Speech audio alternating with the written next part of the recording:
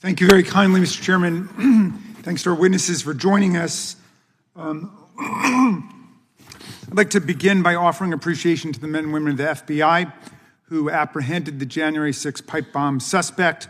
This has been a rare bright spot for federal law enforcement over the last year. I also want to thank the Capitol officers who defended us with such valor and such courage on January 6th, who defended the members of the House and the Senate, our staffs, and everyone else who was caught up in the siege against the Capitol and the attempt to overthrow the 2020 presidential election. Those officers continue to defend us and continue to endure the abuse of the January 6th insurrectionists. Check out this video from what just happened last week on January 6th. Yeah, no, you don't. Like an animal. Like a diseased animal. You diseased animal. How dare you do that to a defenseless woman? You're a fucking loser. You beat women. You beat women in the face with a baton 30 times, and now you got to protect us, Officer Bagshot. Look at that. Pardoned by Donald Trump. They made you look like a jackass, didn't you?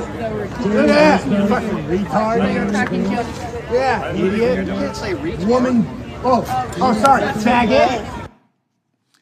So the abuse of our officers continues, just as the plaque, which was passed overwhelmingly by Congress to be installed in the Capitol complex, has still not been put up by Speaker Johnson. Now, of course, the prosecution of Brian Cole, the pipe bomb suspect, remains ongoing.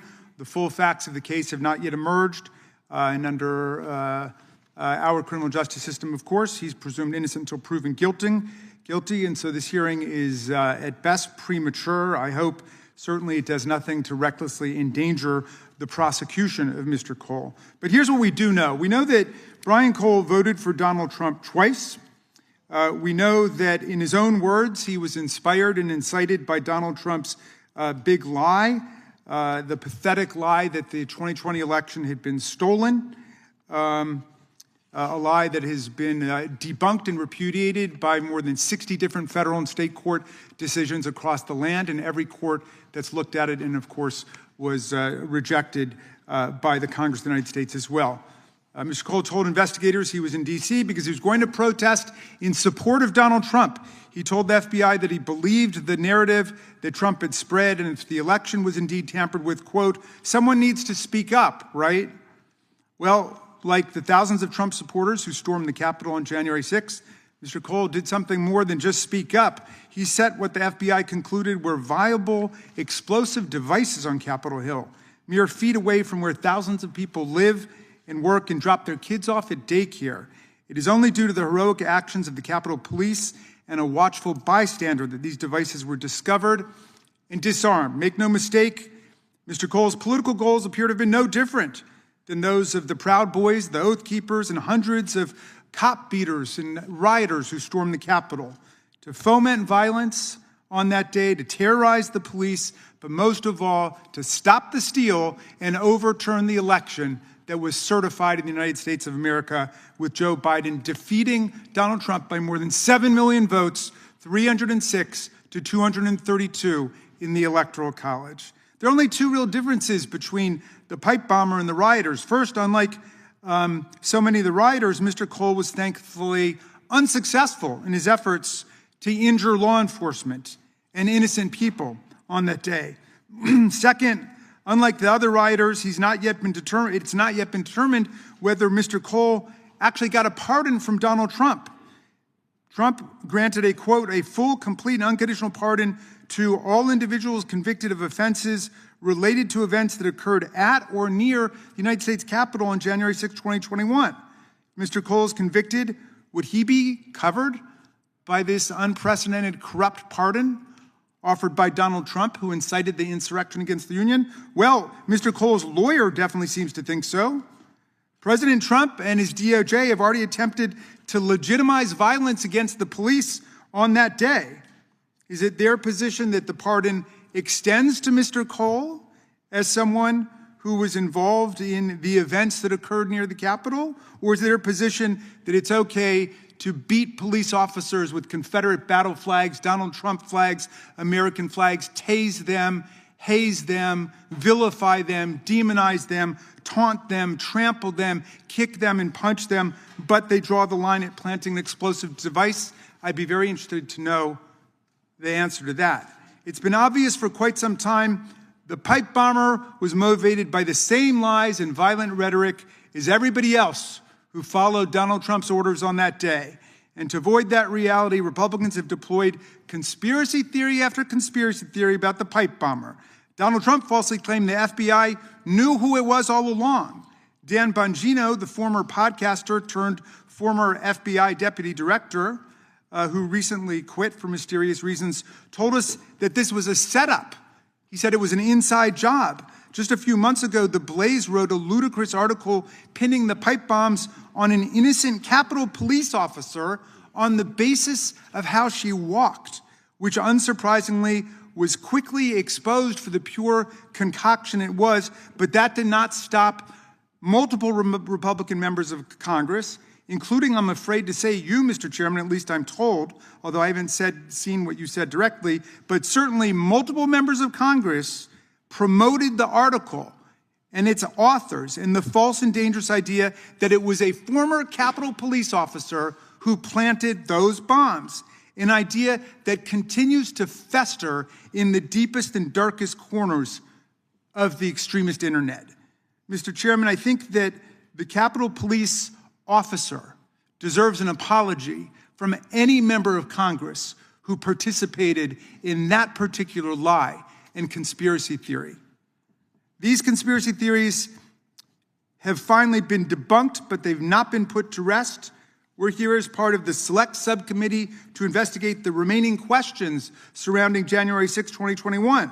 Since the identity and motivation of the pipe bomber had been long one of the last question marks remaining, I'm interested to know, what are the remaining questions? Because we've got a bunch of answers, but I certainly have some questions remaining. One question I've got is, why is it that those who pushed the big lie and tried to steal the election and participated in the riots at the Capitol, from Ed Martin to Heather Honey to Jared Wise to Jeffrey Clark, why are they now holding positions of power and influence in this administration? We should also be holding a hearing on how Donald Trump pardoned the Proud Boys, the Oath Keepers, and other felons for violently assaulting hundreds of police officers against the wishes of more than 80% of the American people who reject those pardons. And what have been the public safety implications of those pardons? How about a hearing on the 33 pardoned rioters who have since gone on to commit other felony crimes, including possession of child pornography, rape, conspiracy to commit murder of FBI agents, kidnapping, sexual assault, aggravated robbery, reckless homicide, and so many more?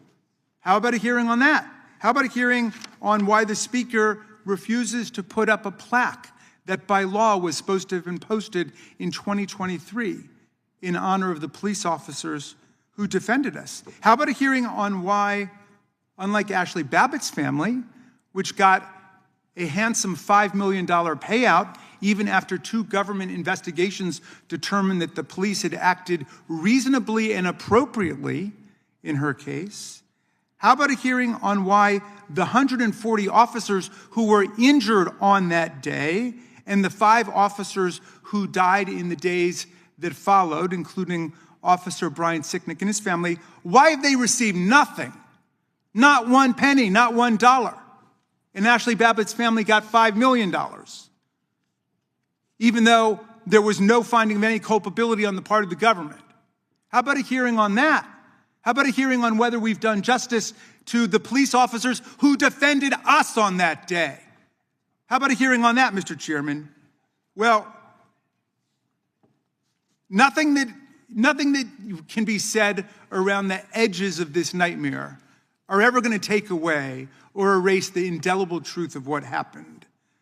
The president not being able to handle his loss by more than 7 million votes in the presidential election used every means at his disposal to try to overturn the election, to concoct fraudulent electoral slates, to try to get the Department of Justice to just say the election was corrupt and leave the rest to me and my Republican friends in Congress, to trying to force the Vice President of the United States, Mike Pence, to assert powers he didn't have, to reject Electoral College votes, and then to unleash a mob of thousands of people to attack Congress. That's the reality. Nobody's laid a glove on a single sentence in the report of the January 6th Select Committee. Not one. And I defy anyone to challenge that statement. I would love to see someone show how anything we have found has been contradicted.